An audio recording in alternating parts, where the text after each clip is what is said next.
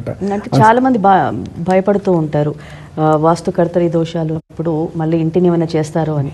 So ఇటువంటి దోషాలతో బాధపడే వరకు మీరు ఎటువంటి ఇది చేస్తారండి? అమ్మా నేను ఒకటే చెప్తున్నాను, ఎటువంటి కూల్చివేతలు లేకుండా అష్టదిగ్బంధనలతో దోషాలని కట్టడి చేసేస్తుంటాను.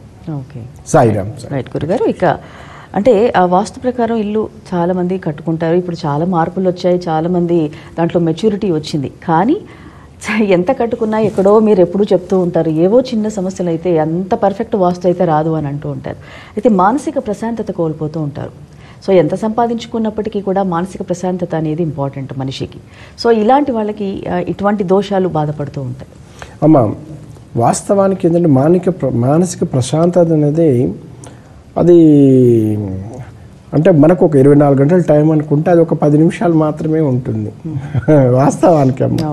కానీ జీవితాంతం మానసిక ప్రశాంతత లేకుండా ఇల్లుని వదిలేసి వెళ్ళిపోవడం, ఇల్లుని సాధారణమైన వెళ్ళడం వేరమ్మా. మానసిక ప్రశాంతత ఇంట్లో లేక ఇల్లుని వదిలేసి పిల్లలు వెళ్ళిపోతూ ఉంటారు అమ్మా, పెద్దలు వెళ్ళిపోతుంటారు. వాస్తవానికి ఏదంటే సమస్యకి ప్రధాన కారణం ఏంటంటే వాస్తు కూడా ఒక కారణము, జాతక దోషములు కూడా ఒక కారణమమ్మ.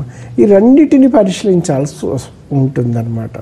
వాస్తు దోషం మూలంగా కూడా ఆ గృహంలో ఎక్కువ నివసించకపోవడము, ఇంట్లో ఒక నిమిషం కూడా ఉండలేకపోతూ ఉంటారు.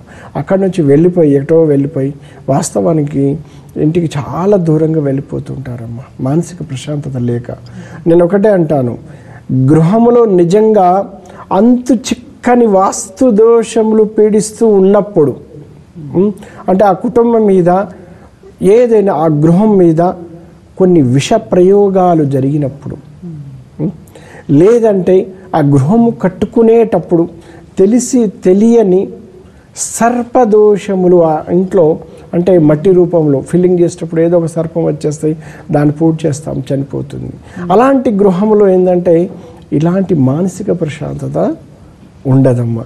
అలాగే మనం నిర్మాణం చేసుకునేటప్పుడు ఏదైనా ఆ నిర్మాణం అంటే కలుషితమైన మట్టిని వాడినప్పుడు, కలుషితమైన మట్టి, అలాంటి కలుషితమైన మట్టి, జీవము లేని మట్టి వాడినప్పుడు, బలము లేని పాత ఇంటి మట్టిని కూల్చేసి లోపల ఫిల్లింగ్ చేసిన ఇండ్లలో మానసిక ప్రశాంత అనుకూలత ఉండదమ్మ.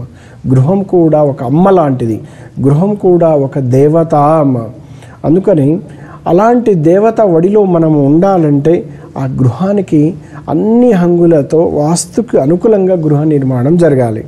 గృహ నిర్మాణం అంటే శంకుస్థాపన తతంగం నుంచి శాస్త్రీయ పద్ధతిలో గృహ ప్రవేశం వరకు శాస్త్రీయ పద్ధతులు నిర్మాణంలో అతి ముఖ్యమైన ఏంటిది, ఒక మట్టి విషయం చూద్దాం. ఫిల్లింగ్, ఒక శ్మశానం నుంచి ఒక మట్టి వచ్చింది అనుకోండి, లేదంటే ఎక్కడైనా జంతువు కబేరాలకు సంబంధించిన మట్టి వచ్చేసింది అనుకోండి, అలాంటి గృహంలో మానసిక ప్రశాంతత లేక కుటుంబంలో ఒకరినొకరు పడకపోవడము, తండ్రికి కొడుకుకు పడదు, కూతురికి తల్లికి పడకపోవడము, వాస్తవానికి ఇలాంటి సమస్యలు అనేది వస్తాయన్నమా.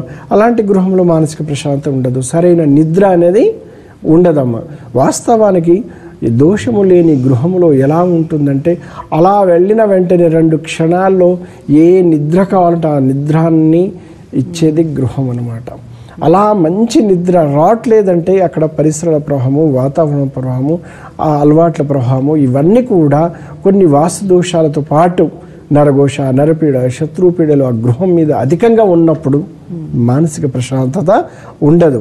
ఇలా మానసిక ప్రశాంతత లేని వాళ్లకు మేము ఏం చేస్తామంటే దేశవ్యాప్తంగా, ప్రపంచవ్యాప్తంగా అన్ని రాష్ట్రాలకి దూర ప్రాంతం వాళ్ళకు కూడా నరఘోష, నరపీడ, శత్రుపీడలు వలన ఎవరికైతే మానసిక ప్రశాంతత లేదో వాళ్ళకి అష్టదిగ్బంధన అనేది నేను చేసి పంపిస్తూ ఉంటానమ్మా. అక్కడ వాళ్ళు అది కట్టేసుకోవడం వల్ల ఏమవుతుందంటే ఇంట్లోకి మృత్యుపీడలు తగ్గుముకోవడం, శత్రుపీడల దోష సాంద్రత తగ్గడము, నరఘోష దోష సాంద్రత తగ్గడం, దాని మూలంగా కుటుంబంలో అలజడి తగ్గిపోవడము, రోజు రోజుకి ప్రశాంతతని అందుకొని వాళ్ళు సుఖము, శాంతిని, భోగభాగ్యాన్ని అనుభవిస్తూ ఉంటారు.